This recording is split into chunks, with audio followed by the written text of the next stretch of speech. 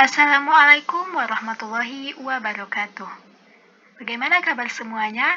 Semoga kita semua selalu sehat walafiat dan selalu dalam lindungan Allah Subhanahu wa Ta'ala. Kami dari kelompok 10 yang beranggotakan Yulia dengan nomor BP 1901024019 dan saya Ramanda Asyari dengan nomor BP 1901024020. Kami dari kelas 2 PLN Politeknik Negeri Padang. Nah, pada video kali ini kami akan membahas tentang aplikasi syariah pernikahan dalam Islam. Pernikahan adalah momen yang paling ditunggu-tunggu oleh setiap perempuan dan laki-laki. Nah, tentunya kita telah melihat bagaimana cara melangsungkan pernikahan, baik itu secara langsung maupun secara tidak langsung. Nah, mengingat pentingnya pernikahan di dalam kehidupan manusia, maka kita perlu mengetahui ilmu tentang pernikahan. Bagaimanakah pernikahan yang benar menurut ajaran Islam? Nah, pada kesempatan kali ini kita akan membahas tentang apa sih itu pernikahan, apa saja dasar hukum dalam pernikahan, apa hukum dari pernikahan, apa saja rukun dan syarat dalam pernikahan. Nah, bagaimana tujuan dan hikmah dalam sebuah pernikahan, dan bagaimana hak dan kewajiban suami dan istri di dalam pernikahan.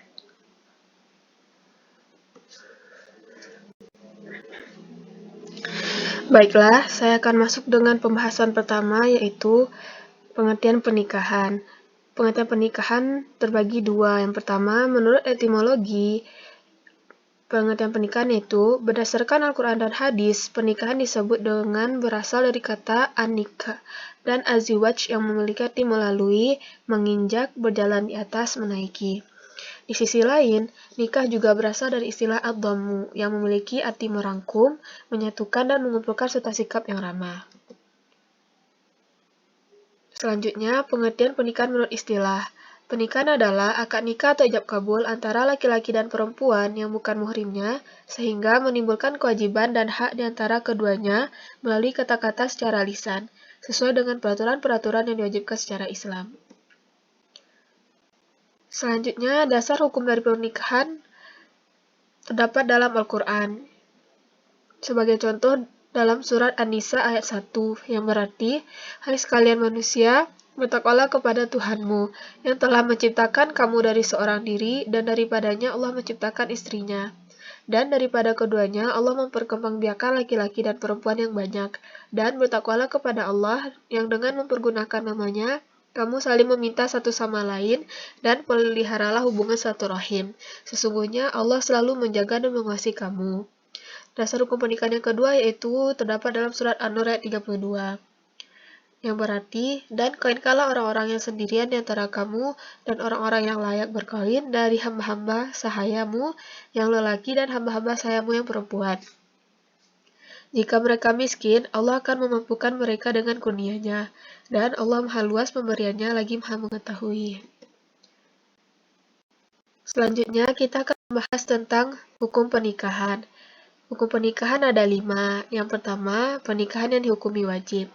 Hukum menikah akan berubah menjadi wajib apabila orang ingin melakukan pernikahan tersebut ingin menikah, mampu menikah dalam hal kesiapan jasmani, rohani, mental, maupun material. Dan ia khawatir apabila ia tidak segera menikah, dikhawatirkan akan terjadi perzinahan. Yang kedua, pernikahan yang dihukumi sunnah. Hukum menikah akan berubah menjadi sunnah apabila orang ingin melakukan pernikahan tersebut mampu menikah dalam hal kesiapan jasmani, rohani, mental, maupun material, dan mampu menahan perbuatan zina walaupun dia tidak segera menikah. Selanjutnya, hukum pernikahan yang dihukumi makruh. Maksudnya, hukum menikah akan berubah menjadi makruh apabila orang ingin melakukan pernikahan tersebut belum mampu dalam salah satu hal jasmani, rohani, mental, maupun material dalam menafkahi keluarganya kelak. Selanjutnya, hukum pernikahan yang keempat yaitu pernikahan yang dihukumi mubah. Maksudnya, hukum menikah akan berubah menjadi mubah apabila orang yang ingin melakukan pernikahan tersebut memiliki kemampuan untuk menikah dan mampu menghindarkan diri dari zina, tetapi hanya menikah untuk kesenangan semata. Yang kelima, hukum pernikahan yaitu pernikahan yang dihukumi haram. Maksudnya, hukum menikah akan berubah menjadi haram apabila orang yang ingin melakukan pernikahan tersebut tidak memiliki kemampuan untuk menikah dan dikhawatirkan jika menikah ia akan menelantarkan istrinya atau tidak dapat memenuhi kewajiban suami terhadap istri dan sebaliknya istri tidak dapat memenuhi kewajiban istri terhadap suaminya. Baiklah, sekian pembahasan dari saya. Pembahasan selanjutnya yaitu tentang rukun dan syarat menikah yang akan dijelaskan oleh Ramanda Asyari. Kepada Ramanda dipersilahkan. Rukun dan syarat pernikahan. Rukun pernikahan adalah sesuatu yang harus ada di dalam pelaksanaan pernikahan. Nah, ini mencakup adanya calon mempelai laki-laki dan perempuan, ada wali dari pihak mempelai perempuan, ada 2 orang saksi, ada mahar, ada ijab kabul yang sirat nikahnya diucapkan oleh wali pihak perempuan dan dijawab oleh calon mempelai laki-laki.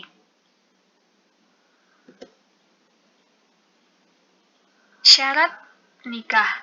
Yang pertama, syarat nikah bagi calon suami, dia harus beragama Islam, berjenis kelamin laki-laki, ada orangnya atau jelas identitasnya, setuju untuk menikah, tidak memiliki halangan untuk menikah, seperti bukan mahramnya, dia memiliki istri lebih dari 4, dan lain-lain. Syarat nikah bagi calon istri yaitu dia beragama Islam, tentunya berjenis kelamin perempuan, kemudian ada orangnya atau jelas identitasnya, setuju untuk menikah atau tidak dalam paksaan, kemudian tidak terhalang untuk menikah, seperti tidak dalam masa iddah, bukan istri orang lain, dan lain-lain. Ketiga adalah syarat wali nikah. Wali nikah merupakan orang yang akan menikahkan antara mempelai laki-laki dengan mempelai perempuan, dengan syarat dia harus laki-laki, dewasa, mempunyai hak perwalian atas mempelai wanita, adil, beragama Islam, berakal sehat, tidak sedang ihram haji atau umroh. Yang keempat, syarat nikah bagi saksi nikah. Yang pertama, minimal terdiri dari 2 orang laki-laki, kemudian hadir di dalam proses ijab kabul, mengerti maksud akad nikah, beragama Islam, adil, dewasa. Dan yang kelima, ijab kabul. Ijab kabul itu dengan syarat dilakukan dengan bahasa yang mudah dimengerti oleh kedua belah pihak, baik pelaku akad maupun penerima akad dan sang saksi. Ucapan akad nikah juga haruslah jelas dan dapat didengar oleh para saksi. Selanjutnya, tujuan dan hikmah pernikahan. Di antara tujuan dari sebuah pernikahan itu adalah untuk memenuhi tuntunan naluri manusia yang asasi, kemudian untuk membentengi akhlak yang luhur dan untuk menundukkan pandangan, untuk menegakkan rumah tangga yang islami, untuk meningkatkan ibadah kepada Allah, dan untuk memperoleh keturunan yang soleh. Dan masih banyak lagi tujuan dari sebuah pernikahan. Apa sih hikmah dari pernikahan itu? Nah, dengan melangsungkan pernikahan, maka kita akan mampu menjaga kelangsungan hidup manusia dengan jalan berkembang biak dan berketurunan.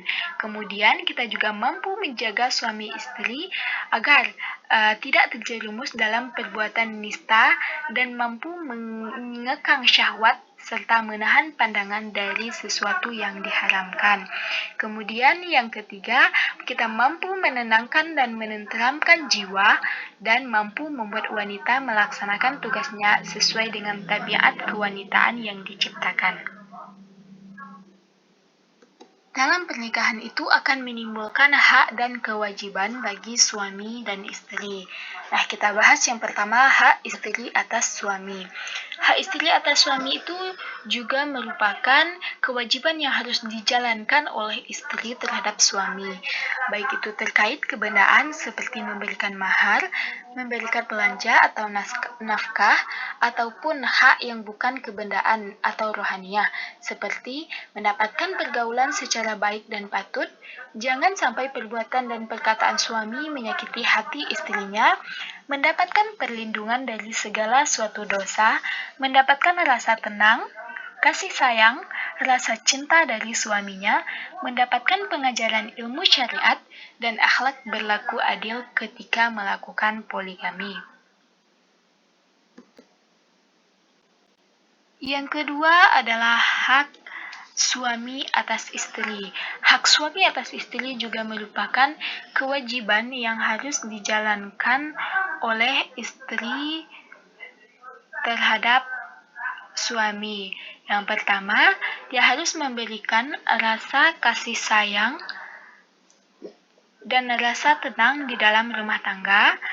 Kemudian harus taat dan patuh pada suami selama suami tidak menyuruhnya untuk melakukan perbuatan maksiat.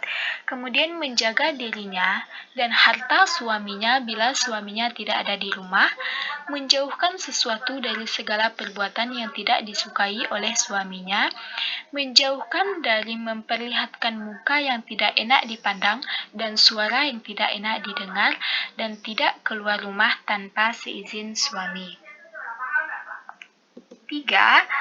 Hak bersama antara suami dan istri, yaitu hak untuk saling mendapatkan warisan, hak mendapatkan perwalian nasab anak. Suami istri hendaknya menumbuhkan suasana mawadah dan warohmah, dan hendaknya saling mempercayai dan memahami sifat masing-masing pasangan, hendaknya menghiasi dengan pergaulan yang harmonis, hendaknya saling menasihati dalam kebaikan, dan kewajiban yang harus dilakukan bersama di dalam rumah tangga bagi suami istri adalah memelihara dan mendidik anak keturunan yang lahir dari pernikahan dan memelihara kehidupan pernikahan agar menjadi keluarga yang sakinah, mawadah, dan warohmah. Itulah sedikit pembahasan tentang aplikasi syariah pernikahan di dalam Islam. Saya Ramanda Asyari dan rekan saya Yulia. Mohon maaf jika ada kesalahan dan kekhilafan. Terima kasih atas segala perhatian. Thanks for watching. Wassalamualaikum warahmatullahi wabarakatuh.